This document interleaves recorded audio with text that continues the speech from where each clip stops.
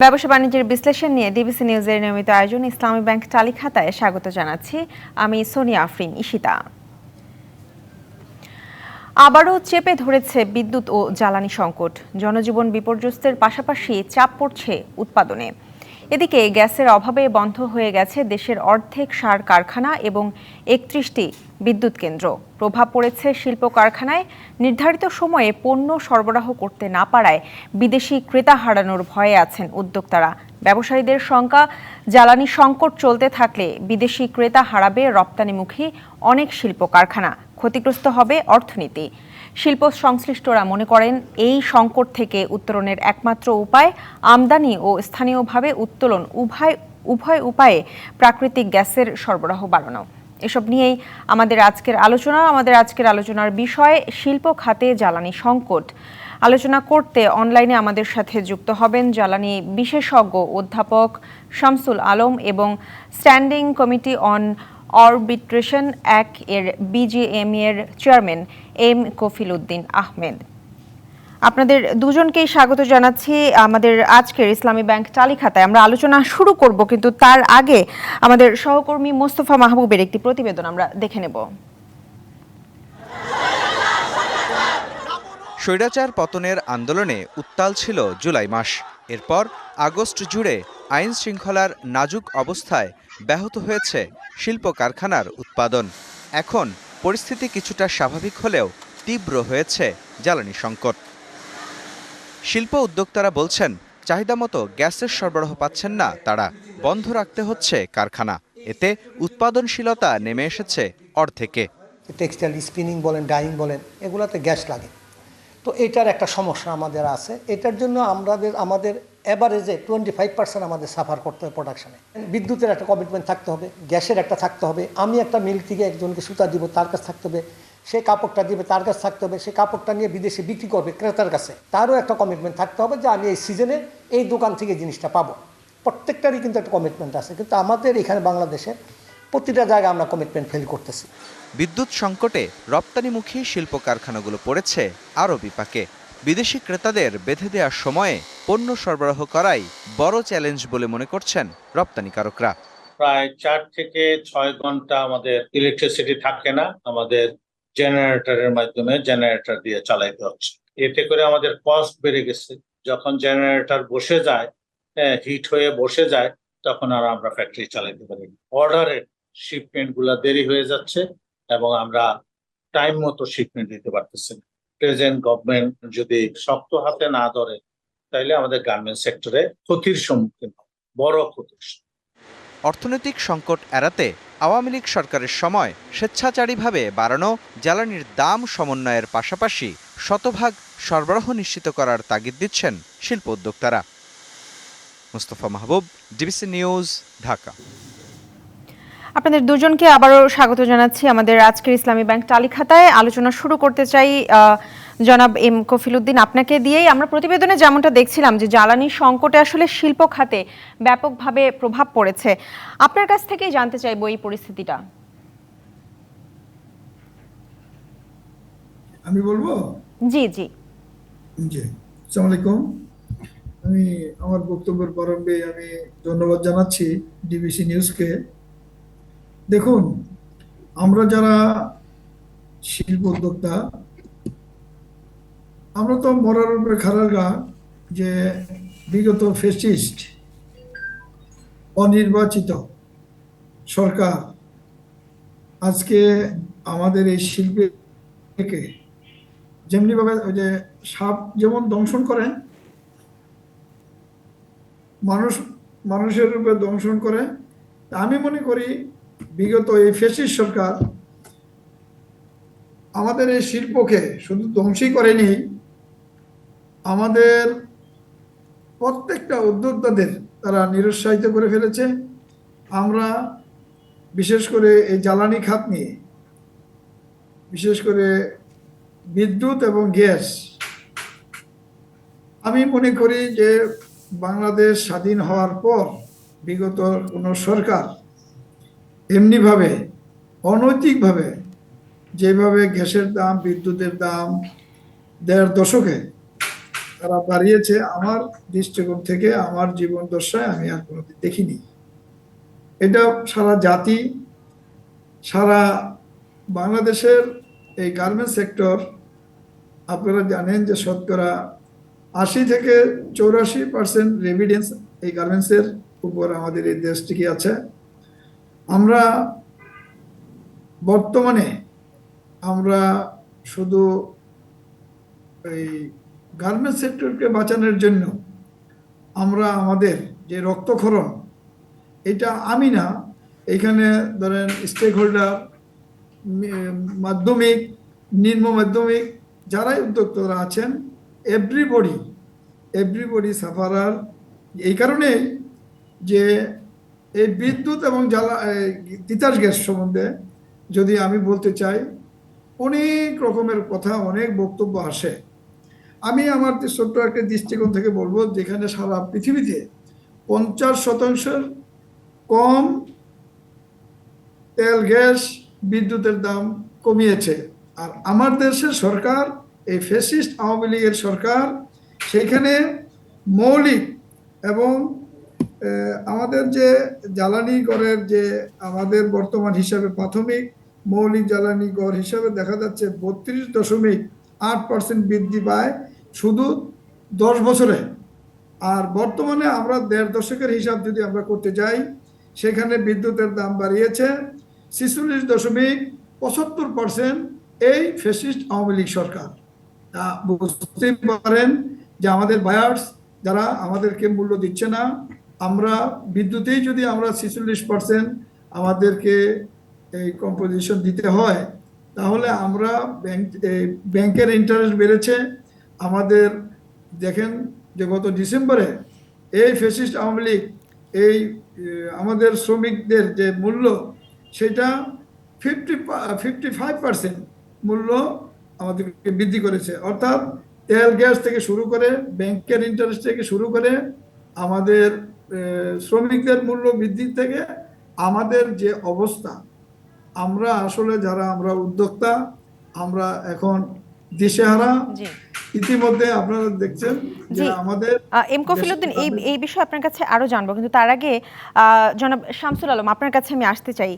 বর্তমানে বিদ্যুতের দৈনিক চাহিদা দেখা যাচ্ছে 15 থেকে 16,000 মেগাওয়াট, এবং বাংলাদেশে 24,000 মেগাওয়াট উৎপাদন করতে সক্ষম বলা হচ্ছে। কিন্তু এরপরও আসলে আমাদের কেন বিদ্যুৎ আমদানি করতে হচ্ছে? আমরা কেন আসলে বিদ্যুৎ উৎপাদনে স্বয়ংসম্পূর্ণ হতে পারছি না? কি মনে করছেন আপনি?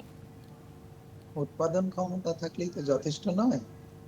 উৎপাদন যে জ্বালানি থেকে, প্রাথমিক জ্বালানি থেকে বিদ্যুৎ উৎপাদন হবে, সেই প্রাথমিক জ্বালানি চাহিদা মাফিক সরবরাহ নিশ্চিত না হলে বিদ্যুৎ যখন যতটুকু দরকার তখন ততটুকু পাওয়া যাবে না। এটাই স্বতঃসিদ্ধ। যে কথা বলা যায় যে আমার বিদ্যুৎ উৎপাদন করার ক্ষমতা আছে, বা আমি বিদ্যুৎ উৎপাদন সর্বোচ্চ 15,000 মেগাওয়াট করতে পারি, 14,000 মেগাওয়াট করতে পারি, এটা একটা বিভ্রান্তিকর তথ্য। বিদ্যুৎ যখন যেটুকু দরকার সেটুকু করার মতো জ্বালানি সরবরাহ নিশ্চিত করা আছে বা মজুদ আছে, সেটা একটা কথা। আর যে জ্বালানি, কয়লার মজুদ থাকার কথা বলেন, তরল জ্বালানি মজুদ থাকার কথা বলেন, গ্যাসের কথা বলেন, সেটা যদি মজুদ থাকে, সেটা কতদিনের জন্য আছে বা সরবরাহ ধারাবাহিকভাবে সংরক্ষণ করা হচ্ছে, তা যদি থাকে, তাহলে এই সমস্ত কথা বলার সুযোগ নেই। কিন্তু যদি ধরেন 15 দিনের জ্বালানি আছে, আমি একদিনেই যা দরকার সব উৎপাদন করে ফেললাম, তাহলে তো 15 দিনের জ্বালানিতে কোনো দিন চলবে না। তখন রেশনিং করা বা চাহিদার থেকে কমিয়ে উৎপাদন করা, তখন ওই কথাটা যে আমি 14,000 মেগাওয়াট উৎপাদন করেছি এইভাবে বললে বিভ্রান্তি হতে হবে। এক কথাই হচ্ছে যে আমার যা দরকার সেটা উৎপাদন করার মতো আমার জ্বালানি সরবরাহের নিশ্চয়তা আমি নিশ্চিত করতে পারি না। তাই যখন যেটুকু দরকার আমি সেটুকু বিদ্যুৎ উৎপাদন করছি না, সরবরাহ করতে পারছি না। এখন কখন এই প্রেক্ষিতে কখন কতটুকু উৎপাদন করছে আর কতটুকু দিচ্ছে, সেটা আর বিবেচ্য বিষয় থাকে না। সুতরাং জ্বালানি সংকটটাই হচ্ছে সবচেয়ে বড় সংকট।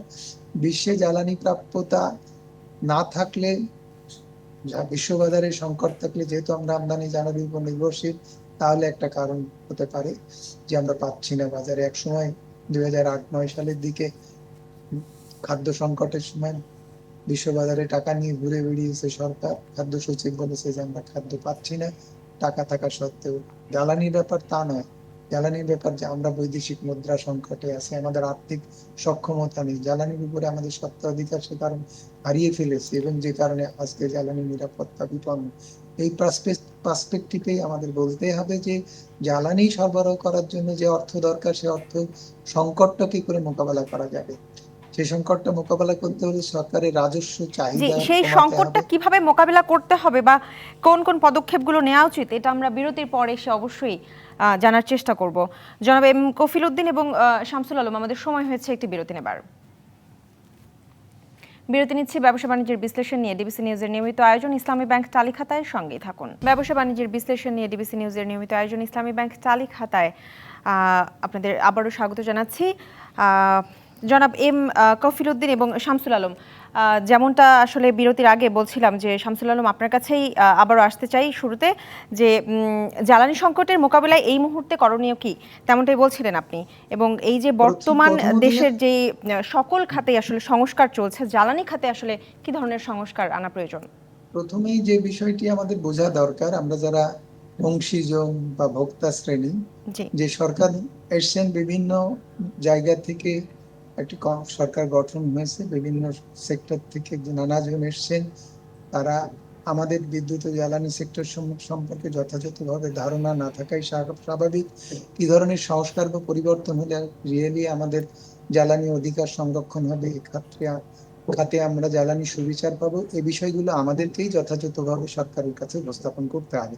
সেজন্য প্রথমেই দরকার যে, যেমন বিজিএমইএ থেকে কপিলউদ্দিন সাহেব আসছেন, আমি তাদেরকে সহ সবাইকেই জানাবো, সংশ্লিষ্ট ভোক্তা শ্রেণী বা ভোক্তা সংগঠনকে, যে তারা এক জায়গায় বসুক, এবং ক্যাবের তরফ থেকে আমরা চেষ্টা করছি এক জায়গায় বসে আমরা এই প্রবলেমের সামগ্রিক সলিউশনের ব্যাপারে আমরা কিভাবে সমাধানগুলো করা যায় সে ব্যাপারে সরকারের কাছে সুচিন্তিত মতামত রাখতে চাই। এবং প্রাথমিকভাবে ক্যাব প্রতিনিধি জ্বালানি উপদেষ্টা সহ জ্বালানি মন্ত্রণালয়ের সাথে এক দফা মিটিং করেছে, সেখানে ওরা যা ভোক্তাদের সংশ্লিষ্ট কনসার্ন গুলো সেখানে জানানো হয়েছে, এবং সেখানে তিনটা বিষয় বিশেষভাবে জরুরি ভিত্তিতে সরকারকে অ্যাড্রেস করতে বা সিদ্ধান্ত নিতে বলা হয়েছে। একটা হচ্ছে জরুরি ভিত্তিতে এ খাতে যাতে করে 3 বছরের মধ্যে মূল্য বৃদ্ধি না করা লাগে, এবং যে ঘাটতি রয়ে গেছে সে ঘাটতি এ খাতে যে লুণ্ঠনমূলক ব্যয় বৃদ্ধি পেয়েছে, সমন্বয় হয়েছে, সেই ব্যয় বৃদ্ধি বা লুণ্ঠনমূলক মুনাফা বা ব্যয় মুক্ত করা, এবং সরকার এখানে সরকারি কোম্পানিগুলো যেভাবে মুনাফা করছে সরকারের সেবা যেন মুনাফা মুক্ত হয়, সেই লক্ষ্যে একটি সুচিন্তিত ভোক্তা বান্ধব সংস্কারের জন্য একটা কমিশন চাই। সেই কমিশন, যদিও সরকার সঠিক হাতে কমিশন গঠন করেছে, এখন পর্যন্ত বিদ্যুৎ ও জ্বালানি খাতের জন্য কোনো কমিশন গঠন করা হয়নি। আমরা সেটাও প্রধান উপদেষ্টার কাছে আমাদের কনসার্ন গুলো সঙ্গে সঙ্গে পাঠিয়ে দিয়েছি, এবং এ ব্যাপারে তার অফিস কাজকর্ম করছে। আমরা যতটুকু শুনেছি, আমরা এখনো প্রত্যাশা করি যে এই খাত সংস্কারের জন্য কমিশন আলটিমেটলি গঠন হবে। জি, আমরাও তেমনটাই আসলে প্রত্যাশা করছি। ধন্যবাদ শামসুল আলম আপনাকে। এম কফিল উদ্দিন, আপনার কাছে জানতে চাই যে বর্তমান সরকারের কাছে, বর্তমান অন্তর্বর্তী সরকারের কাছে এই যে আপনারা বর্তমানে যে ক্ষতির কথা বলছেন, সেই ক্ষতি কাটিয়ে উঠতে কি ধরনের সহায়তা চাইবেন আসলে? জি, আপনাকে আবারও বলতে চাচ্ছি আপনাদের মাধ্যমে, দেখেন আমরা যারা বিশেষ করে শিল্পের মালিক, শিল্পোদ্যোক্তা, বর্তমান যে সরকার আছেন তাদেরকে আমাদের অনুরোধ এবং আমাদের সবিনয় অনুরোধ থাকবে যে বিশেষ করে এই গার্মেন্টস সেক্টরটাকে কিভাবে টিকানো যায়, সরকারের উদ্যোগ লাগবে। আমাদের যারা মালিক আছি, শ্রমিকরা আছে, আমাদের ত্রিমুখী কাজ করলে আমরা হয়তো এই সেক্টরে আমরা পুনরুদ্ধার করতে পারবো। আইদার আসলে আমাদের এই সেক্টর থেকে বেরিয়ে যাওয়ার ছাড়া আমাদের কোনো গন্তব্য নাই। তাই আমি বলবো যে এই সরকার যদি বিশেষ করে এই গার্মেন্টস সেক্টর, টেক্সটাইল সেক্টরটাকে এটা স্পেশালি এটা টেক কেয়ার করে, তাহলে হয়তো আমরা এখান থেকে বেরিয়ে আসতে পারবো। আর নচেত আমরা দেখেন, আমরা গত 15টি দিন বিশেষ করে যে আশুলিয়া, সাভার এই অঞ্চলে আমাদের গার্মেন্টস সেক্টরে আমাদের একটা আন্ডার শুরু হয়ে গেছে। আমরা একদিকে হলো জ্বালানি, একদিকে হলো আমাদের ব্যাংক, বিমা, একদিকে হলো বন্ড কাস্টম, একদিকে হলো আমাদের শ্রমিকদের যে এই যে নির্যাতন বা আমরা যে জ্বালা যন্ত্রণায় আমরা আছি, এতে করে দেখা যাচ্ছে অনেক শিল্প উদ্যোক্তা ভাইয়েরা গত 3 দিন আগে আমরা একটা মিটিং করেছি বিজিবিতে বসে। সেখানে আমাদের প্রশাসনের কর্মকর্তারা ছিলেন, আমাদের এক্স প্রেসিডেন্টরা ছিলেন, আমরা যারা বিজিবিতে আছি, বর্তমান বোর্ডের নেতৃবৃন্দ, আমরা সবাই বসে এক পর্যায়ে আমাদের অনেক স্টেক হোল্ডাররা আমাদের কাছে চাবি বুঝিয়ে দিতে চেয়েছে যে আমরা আর আজকে থেকে এই গার্মেন্টস আর চালাতে চাই না, কারণ আমরা অনেক যন্ত্রণা, আমাদের অনেক রকমের, বিশেষ করে দেখেন আমরা জি এম কফিলুদ্দিন আমাদের হাতে একেবারেই সময় নেই, অত্যন্ত দুঃখিত যে আপনাকে আর সময় দিতে পারছি না। আপনাদের দুজনকে অসংখ্য ধন্যবাদ আমাদের আজকের তালিকাটায় সময় দেওয়ার জন্য। একটি কথাই বলবো যে আমরা বর্তমান সরকারের কাছে ব্যবসা বাণিজ্যের বিশ্লেষণ নিয়ে ডিবিসি নিউজের নিয়মিত আয়োজন ইসলামী ব্যাংক তালিকাটায় আজ এ পর্যন্তই। সঙ্গে থাকুন।